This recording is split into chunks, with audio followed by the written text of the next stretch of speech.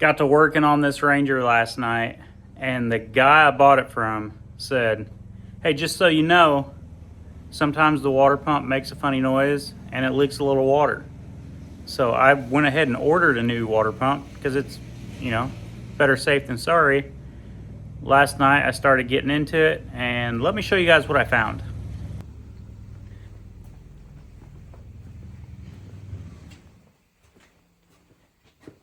One, when you start disconnecting stuff, it always helps to label it. But anyway, let's get to this water pump. Look what happens when I pull this fan. Oh, don't do that. Like, that serpentine belt might be the only thing holding that pulley on.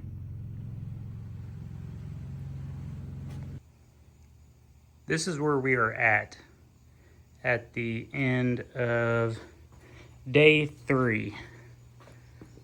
I got majority of the interior stripped. Probably tomorrow night I'll work on the dash. We had the bad water pump. Started looking at taking that off. You got to undo like all of this stuff and like ratchet strap it up. So from that point, I just started removing everything that I knew we're not going to need. Like headlights. Race cars don't need headlights because the track is always lit. Yeah, well, so's my brother, but he still needs headlights. I started trying to remove the fan and like the air conditioning unit.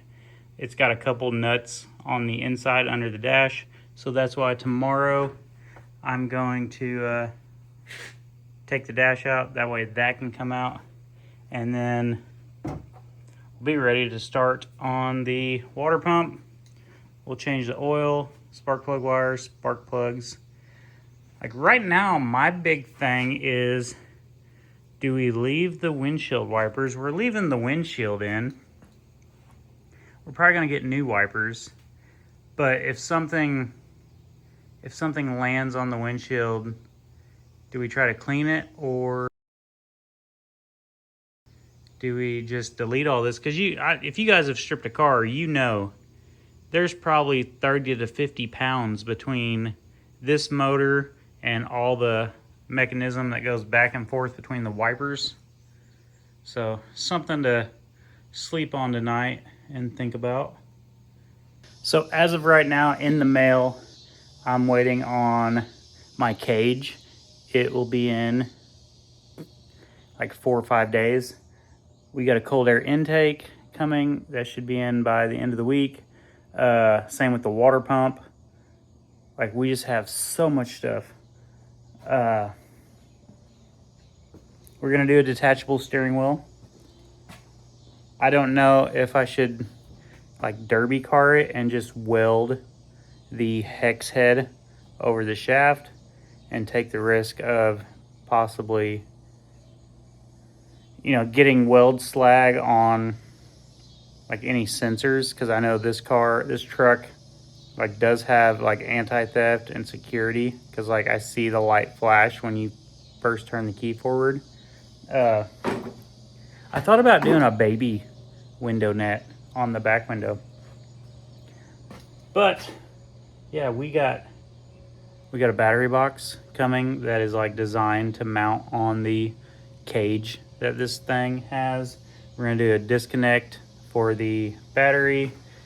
We're gonna move the cables into the cab. Cut the exhaust off. Like, we're gonna cut it all off. See if every little thing that I've read that said, hey, this will, give you 1/4 of a horsepower or 1/2 a horsepower.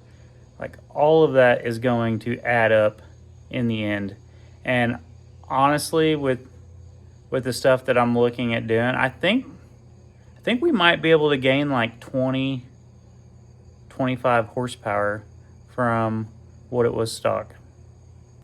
And if you guys haven't yet, check out my website, clutchmarlesmotorsports.com is where you can get all of your clutch gear.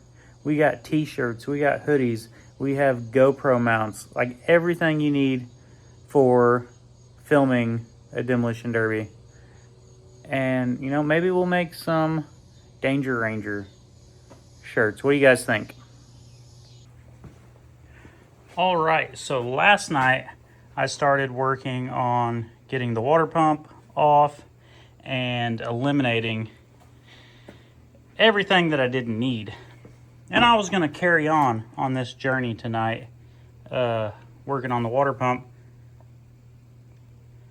But today I got an email saying that my roll cage is out for delivery.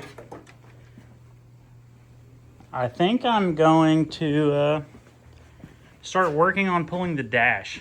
Now, I'm not sure if it'll fit with the dash in. Like most of the ones I've seen, the guys take the dash out.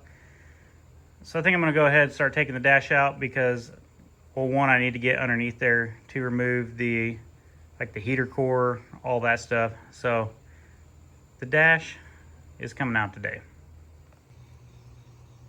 All right, we got a truck bed full of parts. We got the K&N cold air intake kit. I believe that is my battery box. We got half a cage. We got some Tough Jug gas cans. I've recently become a dealer for those guys. And what do you know? I started off picking my two favorite colors. Those are the only ones I like. Well, that might be a problem. More gaskets. So when I started taking the dash out, I started on the passenger side, and I was just going to take out the airbag and like the AC box and all that, the blender door unit deal, whatever it's called. And then I was like, I'm going to take out the air vents. And as I was working my way over, the air vents are what was holding the steering column in. So now we're going to design something off of the cage to hold all that. And then we get up here to the engine, and just like the dash, I got carried away. So I started doing spark plugs, and the spark plugs were all looking bad. The threads on the spark plugs were just covered in grime and oil.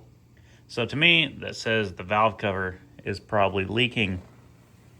So let's do new valve cover gaskets. Well, to get to the valve cover, you got to take the intake off. So now, you know, I'm in the process of putting that back on. We still got to change out the water pump, and to get the water pump off, you got to take alternator bracket off, power steering, all this bracket off. Yeah, like when I'm done here, it would have just been easier to pull the engine, work on it, put it back. Like right now, my major concern is, will this truck still start? Now, granted, from being a demolition derby guy, and I tell everyone getting into demolition derby that is running EFI, don't cut any wires. I have not cut a single wire off of this truck.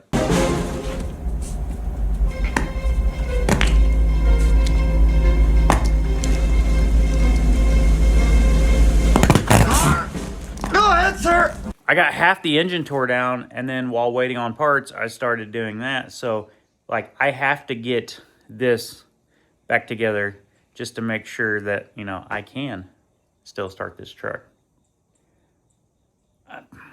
It's a toss-up. Maybe I missed something, but I'm feeling good. I'm feeling lucky. This truck, you know, it might start today. I'm gonna put on some like World War II like documentary and just, you know, tiz out and take the engine apart more and then put it all back together. We'll see how that goes. As you guys can see, it's a little little smoky here in the shop. And the reason for that, got it all back together. I've pulled it out of the shop just so I could clean up, you know, my area that I had going on. Had a hot mess on the floor. Got the K&N air filter on. We got the radiator back in it. Got to do a few things with the vacuum lines. I did end up blocking off the EGR valve. So there's still a hole back in the exhaust where that bolted to. Got to plug that. But as I was bringing it in, I was like, you know what? Let's see if she'll do a burnout, because honestly, when I bought it, she didn't feel like she would do a burnout. Does this look like a piece of crap to you? You like them spinning tires, do you? And we did one. So yes, we are back. And like I said, a few things we got to touch up. Like, here's all the brake light wiring and everything. We'll see how far we can delete this. Start looking at moving the battery into the truck. So yeah, if you guys haven't yet, hit like, hit subscribe, tell your friends. Check out my website, clutchmarlesmotorsports.com.